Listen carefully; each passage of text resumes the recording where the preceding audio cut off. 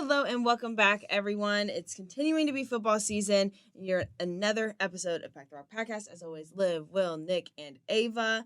So when we go to the rankings, let's just start it off. Indiana moves to 8 from 13. The AP polls, after the win against Michigan State, they're officially in the top 10 with some teams over them still. And it's Oregon, Georgia, OSU, Miami, Texas, Penn, Tennessee. What were your guys' thoughts from IU's big jump from 13 to 8 and the teams over them still currently?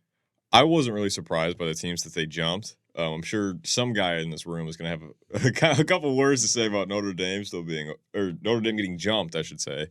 I wasn't really surprised. At this point, it's deserving. They could be top 5, you could argue. Once again, somebody in here is probably going to argue that. Excuse me. But Indiana, I mean, they're top 10 in about every statistic team-wise possible. And they've got players all over the top 10 in different stats and counting stats, such as, Kamara's up there, Rourke's up there, and all the talent's there. And they've been beating teams consistently, and they've been blowing them out by 2, 3, 4, or beating them out by 74. So at this point, it's kind of just respect that's finally been given. And it's still not as much respect as I think they deserve, but it's getting there.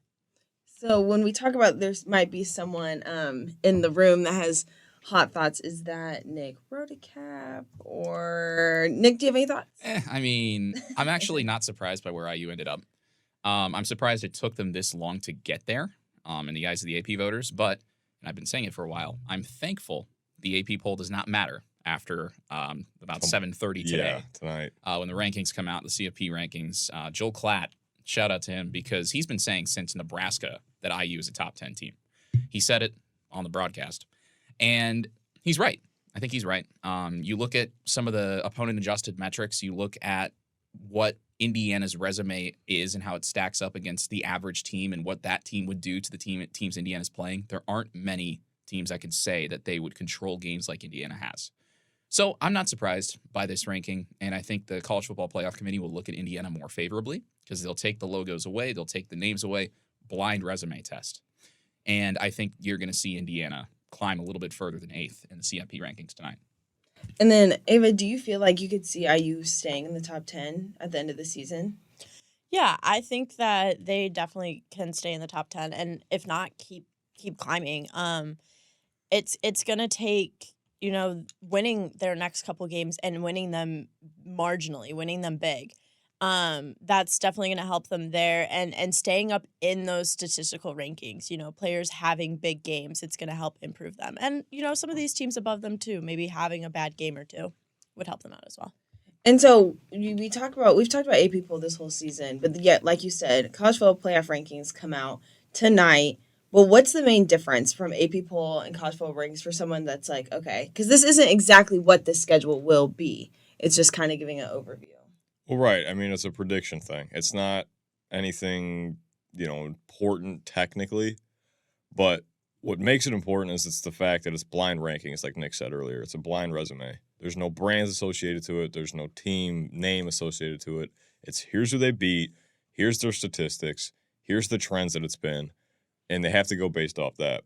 And this year it's going to be 12 teams, which is the first time ever, which is going to be interesting. I think it's a great change. It could be fun. But I know there's some people who don't think that, but I think 12 teams is a lot better just for college football as a whole because you get teams like Indiana in there who's not getting the fair shake right now. They don't have the strength of schedule that some of these teams have.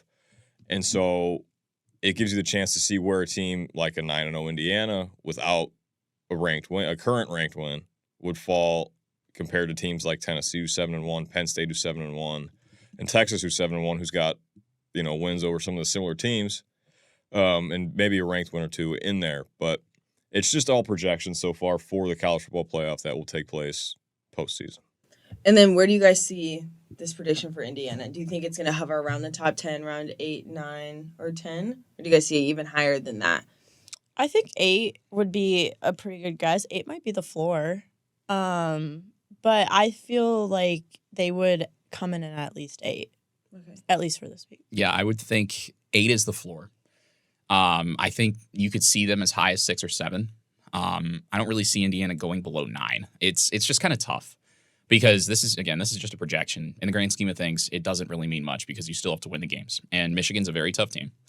And I don't even need to talk about Ohio State because we know what they're made of. I think Indiana's going to be 6 or 7. It's kind of a toss-up. Strength of record in their favor.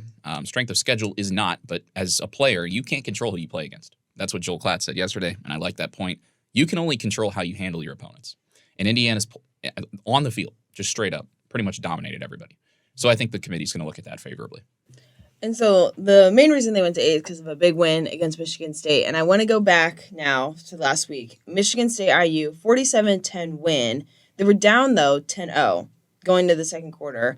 Were there any nerves there that should have been there when they were down 10-0? Did everyone kind of hold their breath like, okay, wait, what's going on, guys? But then they ended up coming back, and Michigan State never even scored again. So what do you think happened? What did Michigan State actually be able to figure out to get them to not score that first quarter? It was, like I was saying last week, it was Childs being able to create, and that's what it was. The quarterback was playmaking. He was getting downfield, extending plays, and the receivers were making ridiculous catches. I mean, to even score the touchdown, we had to review it for about 5 minutes, it felt like. Nick Marsh, certified dog. Nick Marsh, yeah, no, that was a gorgeous catch. But that's what Michigan State was doing. They were playmaking, and they were just kind of, I don't want to call it broken plays, but it was just being able to extend plays to where Indiana couldn't keep up with them at that point. At some point, pressure's going to hit, and the O-line's going to stop, which is what you saw in the second half and in the second quarter even.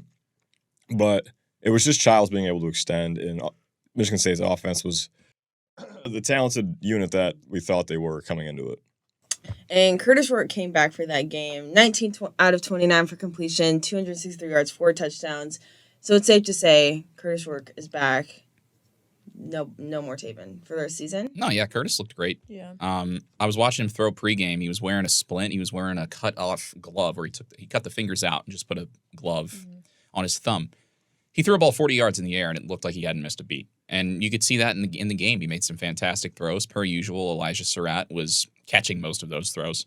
But even Rourke's still moving around with his legs, extending plays when he could. Obviously, that's not his MO, but he can still do that. And it didn't look to me like Curtis Rourke missed a beat, which is really encouraging for Indiana because that was one of the concerns that I had was, okay, he's going to come back. Is he going to be 100%? Because he had to have surgery on this thing. And he said what ended up happening was when he hit his thumb on his follow-through, he hit it on another player's arm, and the bone broke and it pushed the nail out, which is just ugh, that's a gnarly injury. But he came back. He looked fantastic. And he's still, I think, one of the best quarterbacks in the country. So more of the same for him. And I think as Indiana approaches the stretch run of this season, the run game has kind of taken a step back. You're going to see Curtis Rourke really start to shine. And something we haven't really talked about is Curtis Rourke's name has been get brought up in Heisman talk. Is that something that actually should be in consideration when it comes to the playoffs and how it performs? Is he really a strong candidate for that? How do you guys actually feel about that? Because the Heisman is no joke. And it's going to be a while until it's actually announced. But for him to be in conversation about it, how do you guys feel? I think conversation is probably where it stops for Rourke because him being out for the extended period of time now is, even it being one game, is going to hurt his resume.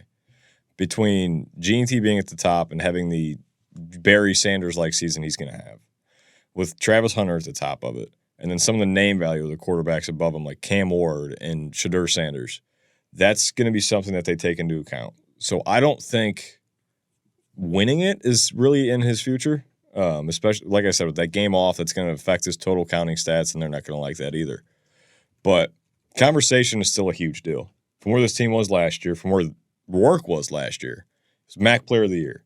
But I don't think he was going to come into here thinking he'd be winning the Heisman and in Heisman conversations since week 5? Yep. So I think it's a huge step for him regardless, and it's something to hang his hat on for sure. Yeah, it's... I see Rourke's ceiling in the Heisman conversation as sort of a Bo Nix type thing from last year. He might be a finalist, and that would be a huge accomplishment because, the last Heisman finalist Indiana had was probably, what? Antoine Randall. Was right? Randall a finalist? I thought so. Because I was thinking of Anthony Thompson.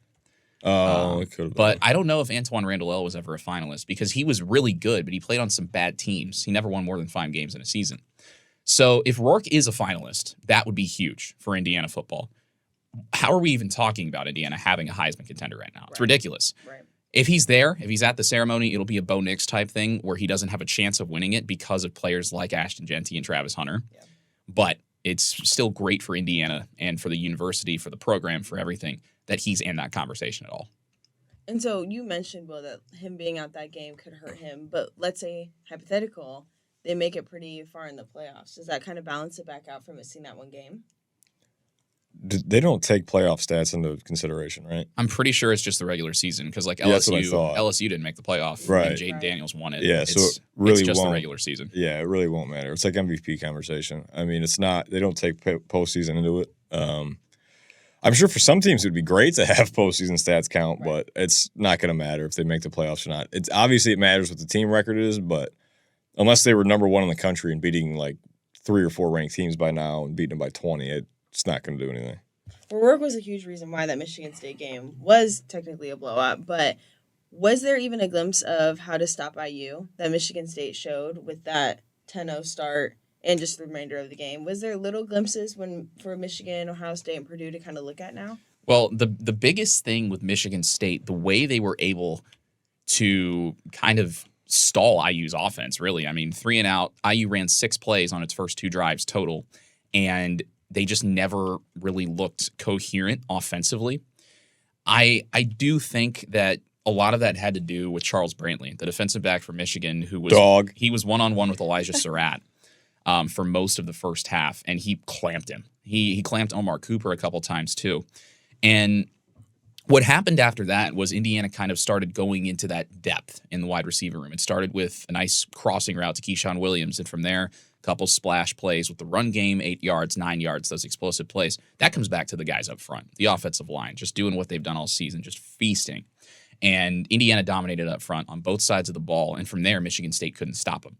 Because, again, once you establish the run, it opens everything up. Indiana put some misdirection in there. They had a couple end arounds, and there's just so many different ways they can beat you. Brantley, unfortunately, got injured as well, which did help Indiana in the passing game. But Indiana, you go deeper into the bag, deeper into the playbook, in the depth chart, and Michigan State just didn't have answers after that. And we'll keep it close. So Michigan State, but now we're in Michigan. Okay, so Michigan, I want to just talk about them as a team just specifically because their story is just so weird. You go from ranked first in the nation to go all the way to college football playoffs, beat number 2 Washington 34-13, go completely undefeated, and now you're 10th in the Big Ten and you're struggling. So what happened to this Michigan team that was so significant that they, for some reason, just could not figure it out after such a great year last season? Someone break it down for me. Well, there was a lot of change within that program. They lost Jim Harbaugh, which was huge. I know that their coach they have now was the one that kind of took over when Harbaugh was suspended or whatever for a few games last season. But Jim Harbaugh was still running that team. That was still all of his stuff. So I think losing him was huge. They lost their quarterback, J.J. McCartney. He did a lot for them.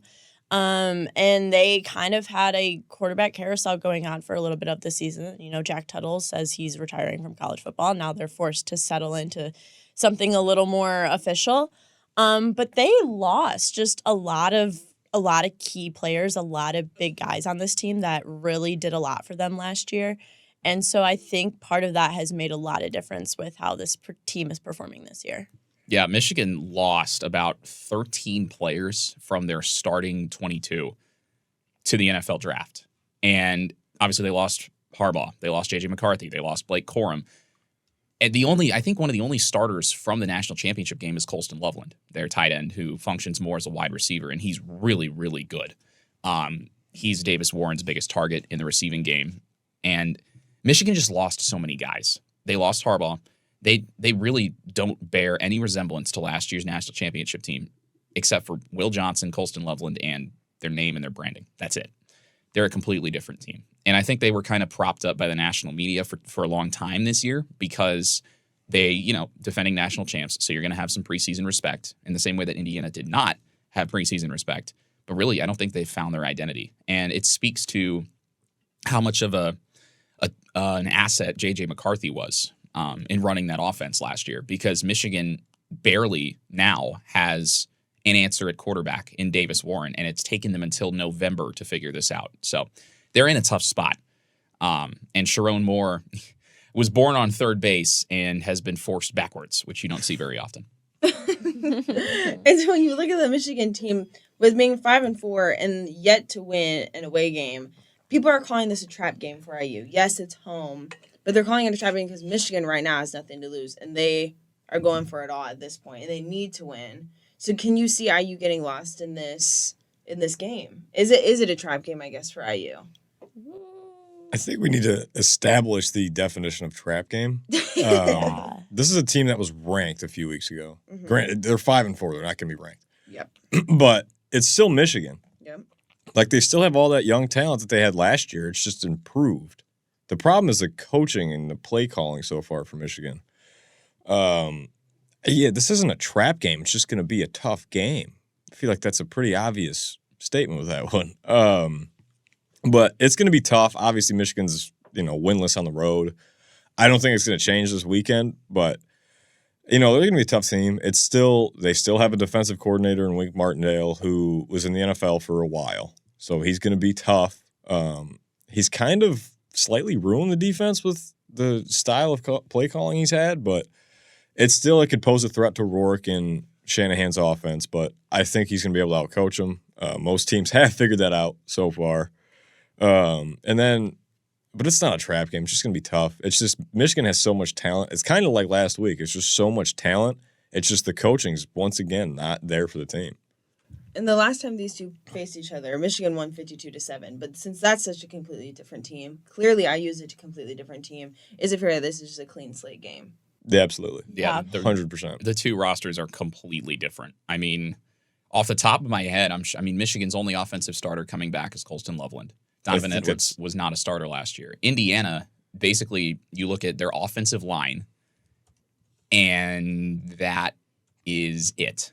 I mean, really, it's two completely different rosters. And I'm sure the guys who were in Ann Arbor last year who played in that game when IU gave up 52 unanswered points, they're going to remember that.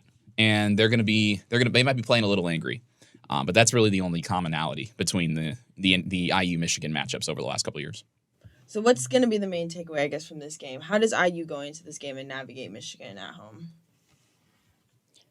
Anyone want to take it? I mean, I was looking at my computer. It's pretty clear cut. I think Michigan is, one of the more talented teams Indiana's faced up front. And it's the same kind of thing. Kurt Cignetti's talked about it. They're a very physical team. They got a lot of talent. Davis Warren kind of starting to find it at quarterback. He played against a very, very tough defense last week in Oregon, and Michigan's defense didn't have an answer for Dylan Gabriel. I think it's going to be, can Curtis Rourke air it out, at home again, which we haven't seen him do in a little bit. Mm-hmm. He was airing it out in East Lansing, and that was kind of what got Indiana going. The O-line was giving him time. Rourke didn't get sacked, and IU had 7 sacks. Mikhail Kamara, have yourself a day. Yeah, So right. Can Indiana win up front? That's really what it's going to come down to. Because if Michigan wins up front, you give Davis Warren some time, he can sling it. And if he has time to read the defense, Indiana's secondary is tough. But if he has time to read the defense, to go through his progressions, and if he finds Colston Loveland open, they could do some damage, the Wolverines can. Yeah, that's probably the biggest part is if you can just find Colston. I don't Yeah. know if there's many reads that anyone on that offense has been making behind center, but Loveland seems to be the main target for Michigan. And then, yeah, if Indiana doesn't win up front, it's going to be a long day. Because the other thing is they're not going to be able to run the ball with all the blitzing that Michigan wants to do. And it's not like you're going to throw at Will Johnson on a regular basis. Well, Johnson's questionable. He missed the game against Oregon, and he's been day-to-day. So there's a chance. Yeah. But for this game, I'd imagine he can. He's going to want to function, show up. If he can function, he's gonna play. Well, yeah, so you're not going to want to throw at him. Regardless if he's on one leg, I don't think you're going to want to throw at Will Johnson. Yeah. It's going to be targeting the rest of Michigan's secondary and trying to go over top of their heads, which is still a talented group of guys. They haven't produced like Will Johnson has or like last year's DBs did that all got drafted, but it's still a highly talented football team. It's full of 4 stars and 5 stars who are just uber athletic.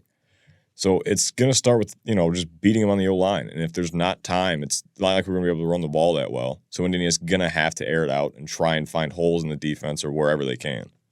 And so, how important is this game, I guess, for IU to win, especially going into Ohio State? Because when you look at Ohio State, they'll most likely go into IU still undefeated because they just have Purdue, Northwestern, which they should win both of those. So IU goes into Michigan, and then they have bye week. So is it important for them to get this win against Michigan to keep that momentum, and then at bye week just work on the little kinks? Or do you see this, if they do lose, could that hurt the remainder of the season going to Ohio State? Well, yeah, if they're going to lose, it's going to really kill their ranking, I think, still. Nick and I were talking about in Michigan State, if Indiana ended up actually losing that game after starting down 10-0, what would that do to their ranking? And Nick said they'd drop out totally. I figured they'd drop into the 20s. Or did you say they'd drop to, what, 25 or something? I would say 24, 25. Yeah. The thing about it is, like, the bias works both ways. Like, right. If you're on the outside looking in and if you still don't believe Indiana is good, wake up. But also, all it takes is one slip up and you're gone.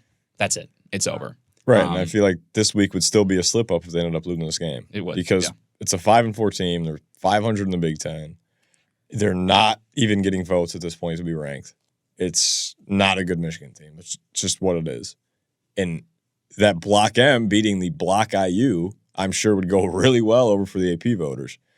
And probably not well for the college football rankings either, because that's a bad loss to have on your schedule. It's probably one of the tougher tests on the schedule, and losing that game is going to be like, is this a legitimate team? That question is going to come up once again. So this is a huge game that they have to win again.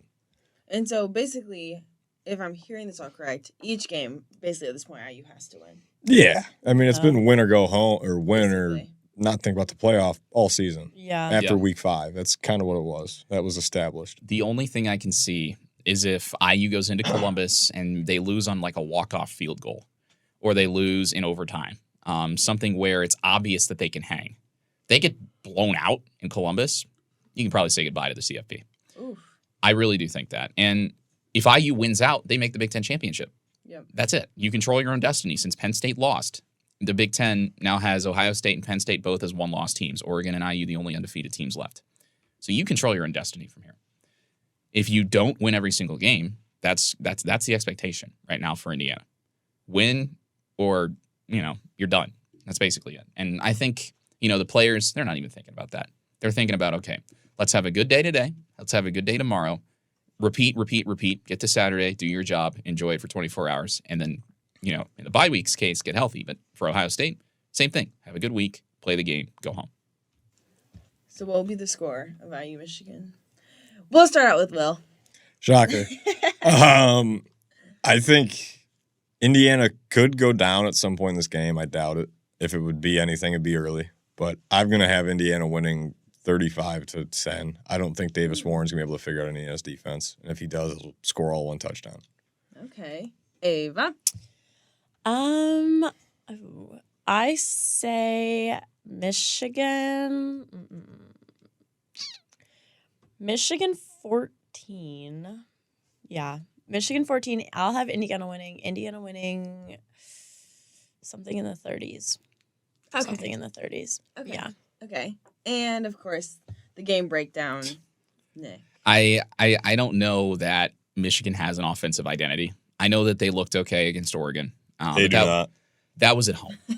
And Michigan coming in here, this will be the most hostile environment they've faced in Bloomington. Yep. Maybe ever. Ever would be the correct answer. Maybe 1987.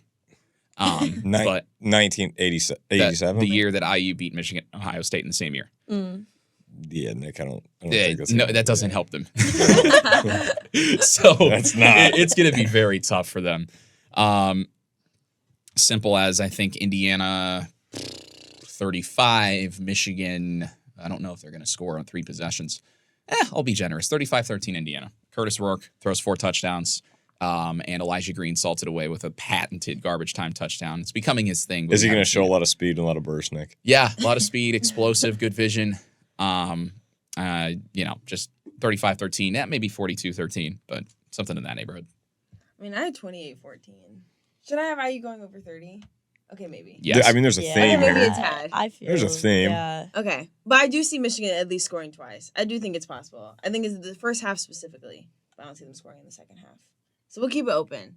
But Michigan, IU this Saturday, and then we'll have a bye week, and then they'll have Ohio State We'll wrap it up with a beautiful Purdue game. From Pack the Rock Podcast, it's Liv, Will, Nick, and Ava.